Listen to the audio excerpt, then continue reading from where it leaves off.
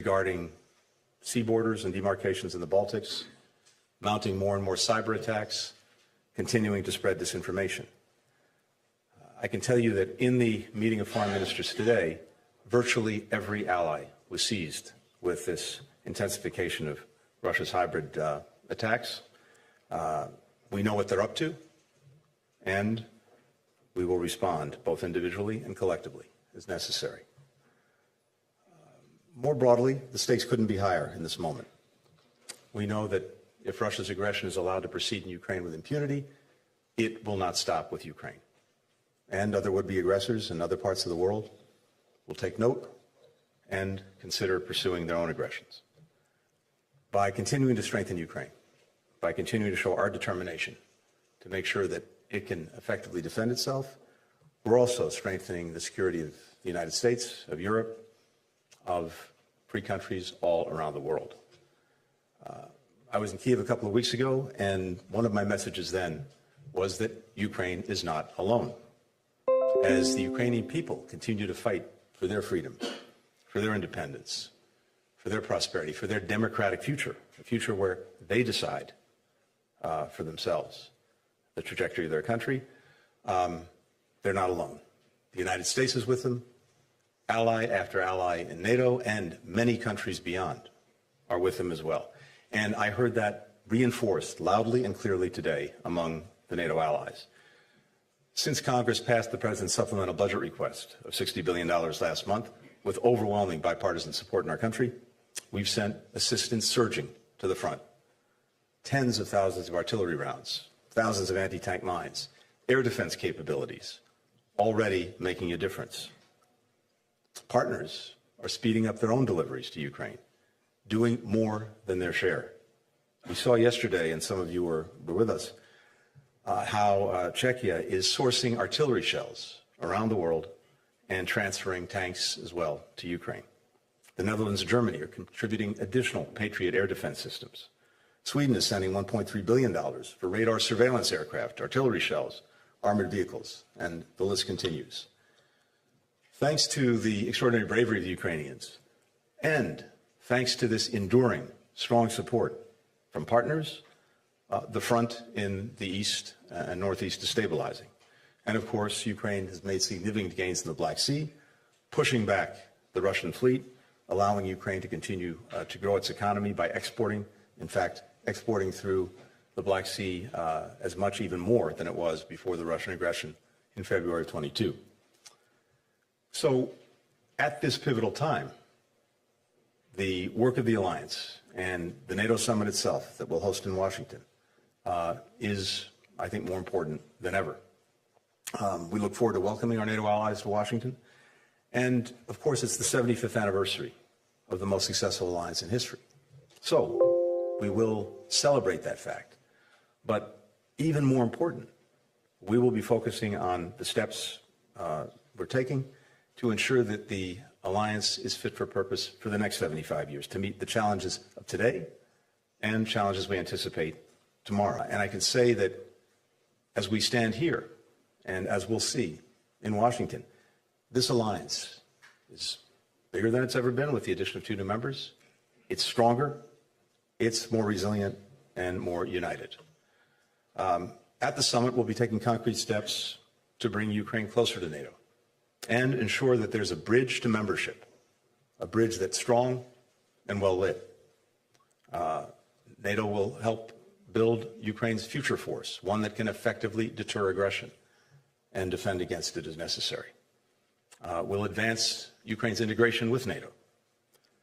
32 countries are also negotiating individual bilateral security agreements with Ukraine. 13 have already been concluded. I expect many more will be concluded by the time of the summit. We'll bring them all together to show how powerful that commitment is.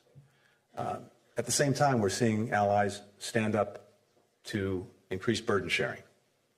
2/3 of allies are now on track to meet the 2% commitment, and we'll welcome more.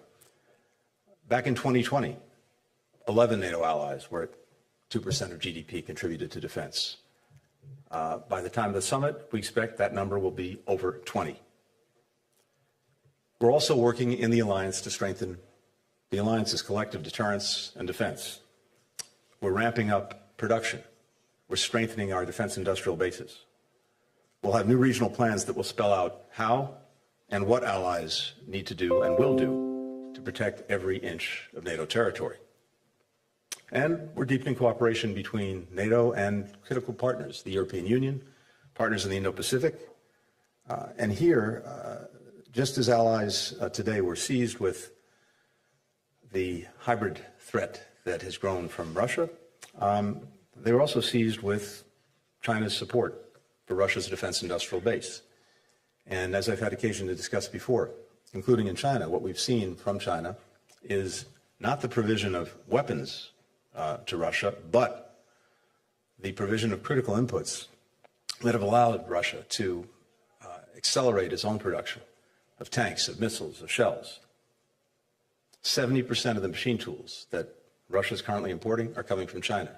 90% of the microelectronics that China is importing are coming from China. And I heard ally after ally today raise their deep concern about this. And it only made even more clear to me what I shared with Chinese counterparts in Beijing.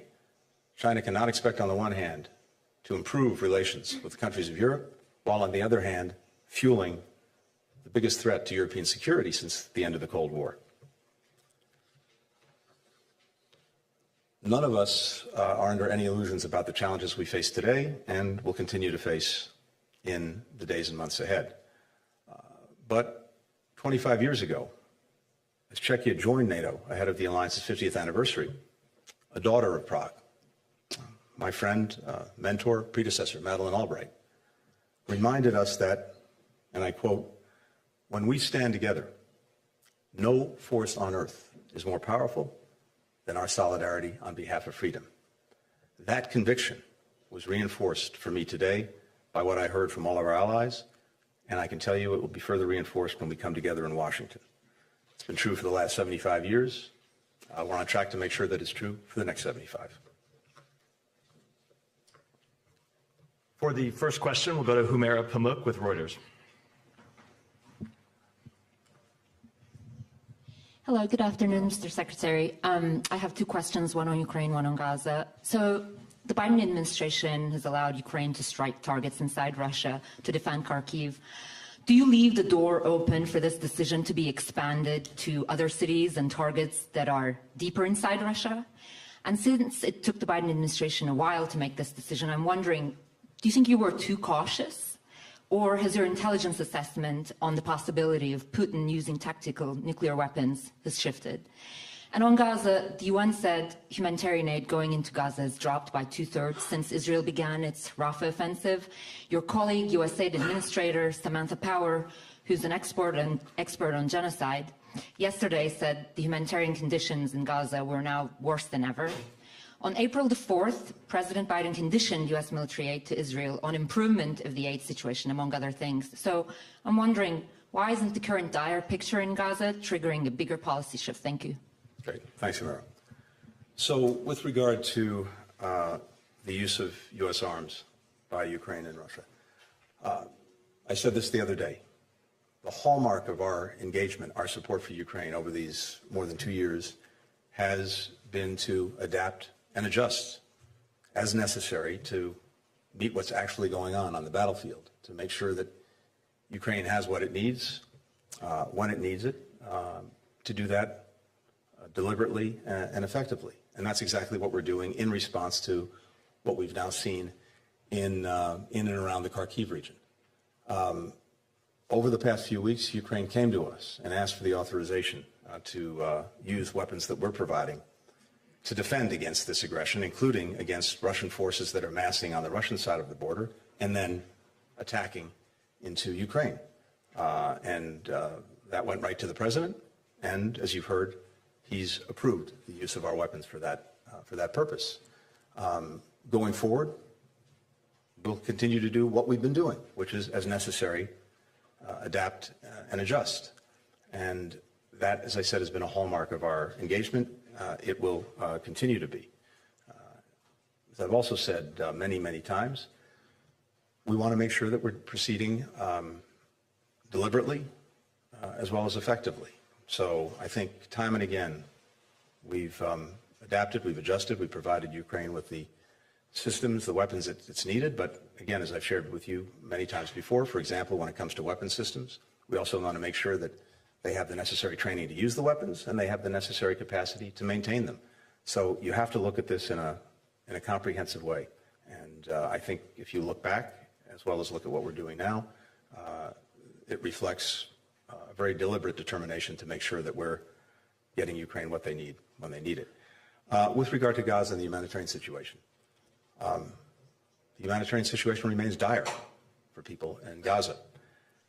We've seen changes, some positive changes, but the net effect is not there. The positive changes are that, of course, crossings in the north have been opened in recent weeks, including Zakim.